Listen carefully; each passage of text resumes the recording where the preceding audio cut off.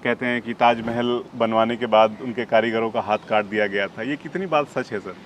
देखिए, ये हम जानते हैं कि ताजमहल को बनाने में तकरीबन 20,000 कारीगर लगे थे और 17 साल में वो बन के तैयार हुआ था। तो ये मानना असंभव है कि उस 17 साल में कभी भी शाहजहाँ के जहन में ये ख्याल नहीं आया होगा कि मेरे मरने के बाद और ताजमहल के बनने के बाद ये जो इमारत बन रही है, जो सैकड़ों साल चलेगी, इसकी देखरेख करनी होगी।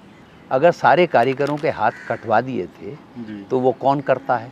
और ताजमहल का जो दक्षिणी दरवाज़ा है, जहाँ से आप ताजमहल में दाखिल होते हैं, क्योंकि आप साउथ से एंटर होते हैं और नॉर्थ की तरफ ताजमहल है, तो साउथ के जिस गेट से आप घुसते हैं, जो जुलू खाना कहलाता है, उसके पीछे एक आउटर बाउंड्री का साउथ गेट है। उससे अगर आप निकल जाएं तो पीछे एक मोहल्ला है जो ताजगंज कहलाता है और वहाँ सिर्फ वही लोग रहते हैं जो ताजमहल पे काम करने वाले कारीगरों के वंशज हैं और वहाँ वही काम होता है, मार्बल में प्रेशर स्टोन्स की पच्चीकारी का काम।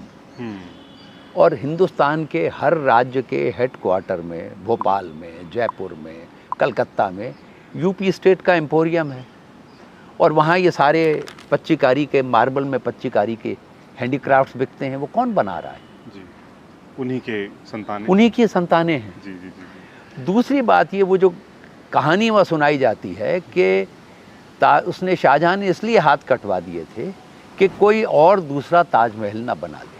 अब ये ऐसी बात है जिसका इतिहास से कोई लेना देना नहीं। जिस वक्त शाहजहाँ ने ताजमहल बनाया, वो दुनिया का सबसे ज़्यादा धनी सम्राट था जी। और सबसे ज़्यादा शक्तिशाली भी था।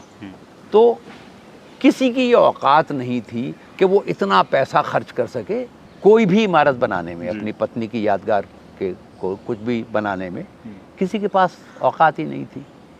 तो ये किसी गाइड ने वहाँ पर टूरिस्टों को खुश करने के लिए ये कहानी इन्वेंट की और आज तो वो कई किताबों में आ गई है।